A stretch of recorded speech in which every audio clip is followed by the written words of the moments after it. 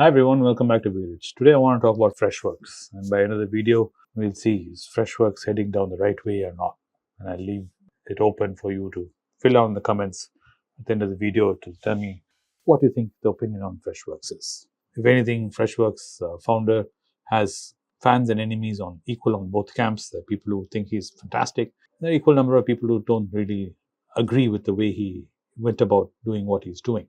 So, who's the founder of Freshworks? Girish Mathrubootham, who transitioned to the role of executive chairman on May 1st.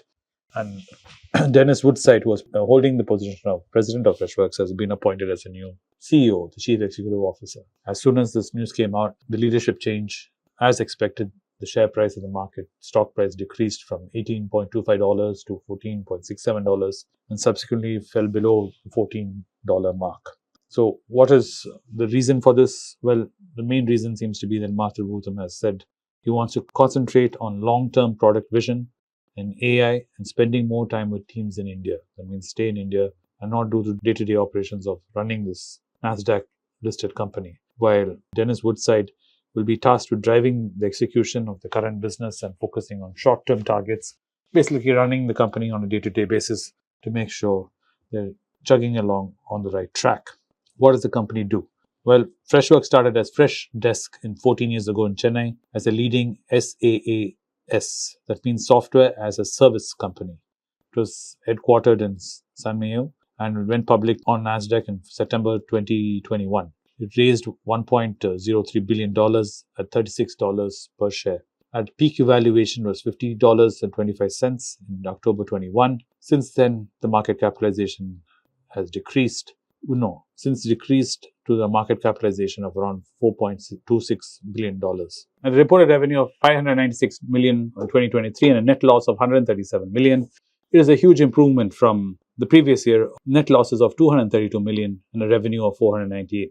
The projected revenue of 2024 is between $695 million to $705 million, while the year-on-year growth is at 17 to 18%. The financial performance, if we really analyze and look at it, its 3% sequential rise in revenues is reported in March quarters, and the net loss has come to $23 million from $28 million from the previous quarter. So this all sounds very nice. These are just numbers. And what does it really mean? Well, based on all this, we really can't ascertain anything because it's all looking back. And looking forward, we'll have to wait and watch. Looking forward, what do we have to wait and watch? Well, they did acquire a company called Device 42, which is an American IT management firm, for $230 million. This is aimed to accelerating their growth. The board also, on the other hand, cancelled a planned award of 6 million shares to Mathrubootham due to macroeconomic conditions reflecting challenges outside the leadership control, which is kind of vague. Kindly meaning the board didn't want to reward him, and that's rather strange considering this all put together, but the market rather welcomed it. But the other problem, which seems to be the real issue for Freshworks, is what's happening in AI. Remember, what Freshworks does is an SaaS, software as a service model. In this, AI is creating one of the largest disruptions right now we're currently seeing. And it's facing intense competition and adopting AI-based tools, which are becoming more and more significant in the SaaS industry. Over 51 of Freshworks clients, small and medium-scale business, which are SMBs, are making them prime targets for the off-the-shelf AI-based tools. So they are facing stiff competition from AI for the simple reason AI-based, off-the-shelf based tools are giving Freshworks a real serious run for their money.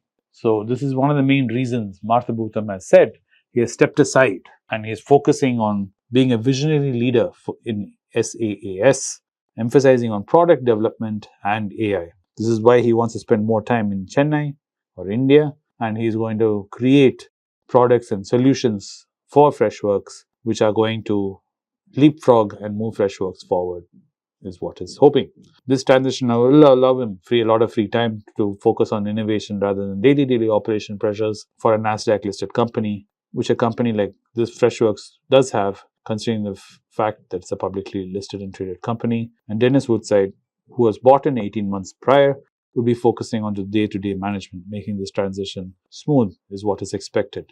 But if you look at the share price and the way it's moving, it is not reflecting this. It is showing a lack of confidence in this transition in leadership and especially in Mathrubootham saying that he'll stay back in Chennai and focus on future endeavors and future roadmap. So where Freshworks goes from here is what the question is. The changes in leadership seems to have been a very calculated risk the company has taken, focused on role of management and innovation, splitting it into two, particularly in the advancement of AI-based product offerings from everybody else. So if you are looking at Freshworks, what do you think? Do you think Mathrubootham will be able to pull something out of a hat and secure his place in this changing landscape of AI, or is there something more happening in Freshworks which we are not able to see? I would love to hear your comments down below and your opinion on Freshworks and what you think. As an investor, what would your bets be on Freshworks? Based on your comments, I'll try and do a future video to discuss those comments and maybe pull in Anand also to discuss this further. Thanks for watching the video, and I'll see you in the next one soon. It's a great privilege and honor that so many of you in thousands have subscribed to my channel and have supported me. I have written 2 books in English, The Alchemy of Money and Ordinary Stocks, Extraordinary Profits. These books are published by us and are ready. If you want to procure a copy, send us a message to the WhatsApp number given below and my team would respond to you. If you want an Amazon Kindle copy, you can click the link below. Finally, those who wish to consult with me can send a mail to berichenglish@gmail.com. Once again, I thank you for your support. If you like this video, press the subscribe button of my channel, hit the like button and turn on the bell notification.